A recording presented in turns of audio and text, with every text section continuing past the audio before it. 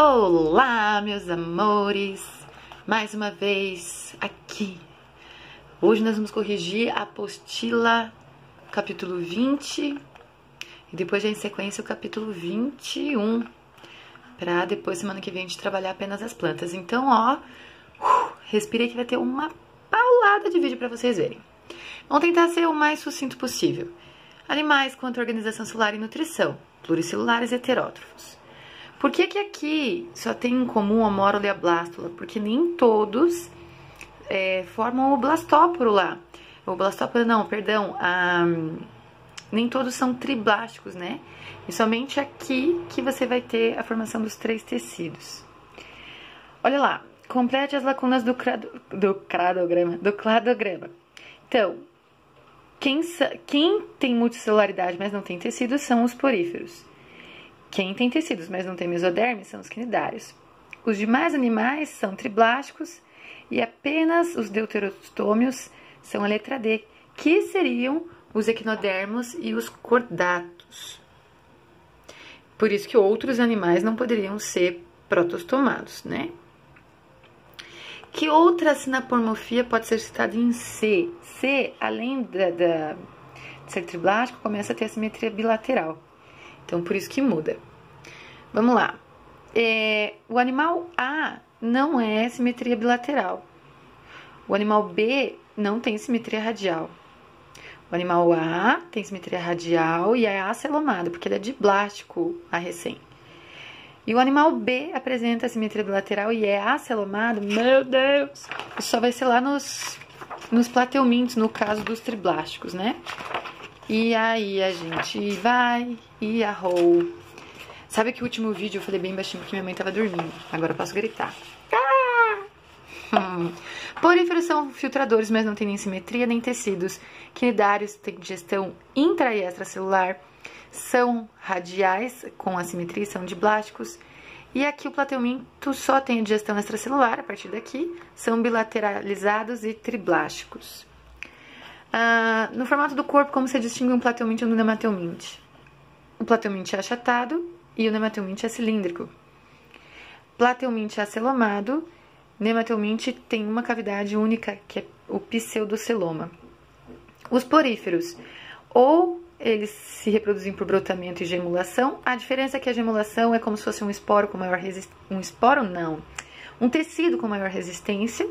E a sexuada pode ser por hermafroditismo ou sexos separados, fecundação externa, né? Joga os gametas na água. E o desenvolvimento é indireto. É uma larva flagelada, que aí vai até se fixar no solo. Piriri, parorom, parorom. Nossa senhora, vocês têm coisa pra estudar, hein? A partir do bimestre que vai ficar mais tranquilinho, porque a gente só vai trabalhar uma apostila por bimestre. Juro. Barriga d'água, esquistossomo. Ferver água antes de beber é ascaridíase. Calçar sapatos é ancilostomíase ou amarelão. Não comer carne de boi mal passada, teníase. Aqui tá falando dessas pequenas estruturas, são os cisticercos, são as larvas. Então, o homem é o hospedeiro intermediário. Por que eles são capazes de causar lesões pulmonares? Porque no ciclo você literalmente deglute essas larvas e elas caem na corrente sanguínea e podem chegar de novo ali perto da garganta e você engole e ela passa pelo pulmão. Andar calçado é ancilóstoma. E ferver água é ascaris lumbricoides. Lembrando que quebra essa camada proteica e mais resistente dos ovos. A partir do ciclo, de qual ciclo a gente tá falando? Esquistossomose. Então, penetrativamente, falando de cercária aqui, cercária não é um protozoário, né? É uma larva. Importante construir redes de água e de esgoto, porque daí você vai defecar, mas isso vai sempre ser tratado. Bionfalário, hospedeiro intermediário. E aqui não pode ser por causa do quê? Porque não tem ingestão de ovos. Então, só fica 2 e 3. Com relação às verminoses, cestódios, parasitas de corpo achatado e membros do seu grupo podem causar verminoses intestinais. Não é da classe dos cestódios. Ancilóstoma duodenale não tem o porco como hospedeiro. ascaridíase pode ser evitada com medidas preventivas tais quais. Isso aqui não cabe muito, porque não tem esse ciclo, né? Se fosse esses dois aqui, beleza. 8. Os caramujos da família Planorbidae é o mesmo do Bionfalário. Não, mas daí também é uma pergunta bem específica, né? E aí vamos para as atividades complementares. Então, diblásticos tem 2 camadas, triblásticos 3, celomados tem cavidade, pseudocilomado 1 cavidade, acelomados nenhuma. Protostomados, o blastopora origina a boca, deuterostomados o ânus. Simetria bilateral é esquerda e direita, né? Tem aquele eixo antero-posterior, cefalização, e radial vários ângulos. Fecundação externa é no ambiente e interna quando é no corpo da fêmea. Monóicos tem os 2 sexos no mesmo organismo, dioicos quando são sexos separados.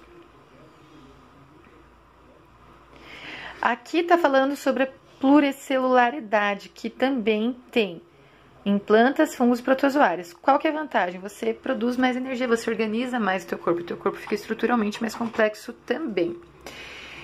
Em relação a... Nos grupos animais, o aparecimento da bilitaralidade está associado ao seguinte...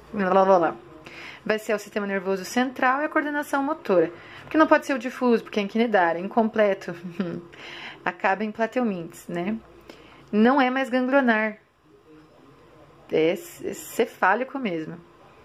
E aqui, tá, isso aqui faz sentido, mas não necessariamente está relacionado à bilateralidade. É uma palavra difícil. Por exemplo, os insetos são bilateralizados e o sistema circulatório é aberto.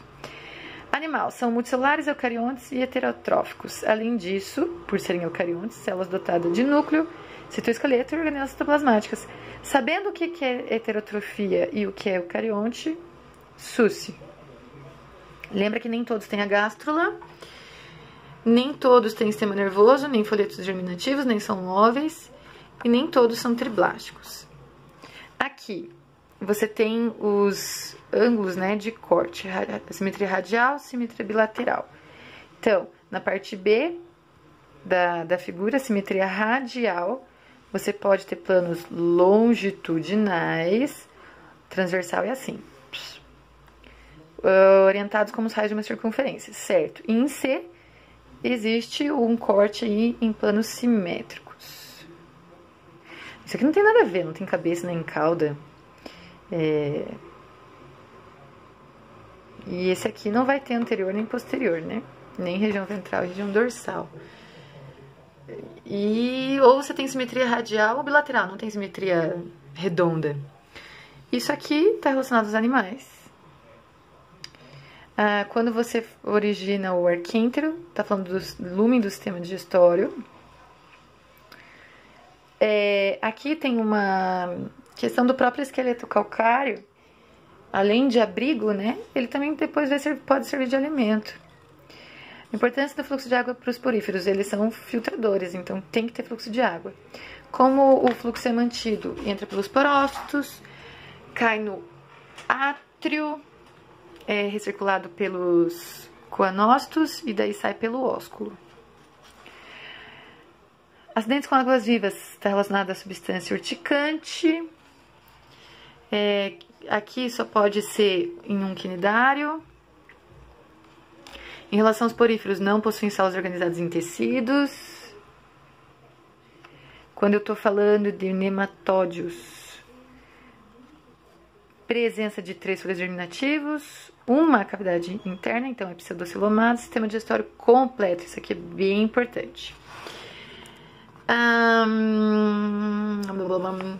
Então, aqui é a ascaridíase, né, causada pela lombriga. E aqui é a ancilostomíase e o amarelão, causado pelo ancilóstomo. Aqui você ingere, através de alimentos ou água contaminada, os ovos, infestada com ovos. E aqui a larva é pela pele. Nananã, verme subiu pra cabeça, tá falando da cisticercose, propriamente da neurocisticercose. Taenia solium é carne suína. Não é causado pelo adulto. Nada a ver, porque não é com cercárias. Quando os humanos ingerem os ovos, ele faz o papel do porco. E não tem nada a ver com calçados. Aqui, não existe vacina para giardíase. Giardíase é um fungo. Teníase seria a carne, ascaridíase seria a água e os alimentos. E esquistossomose é usar seria evitar, né, o rio com o hospedeiro intermediário. Então, só o amarelão aqui que bate. Peraí que eu vou parar aqui para não ficar tão longo.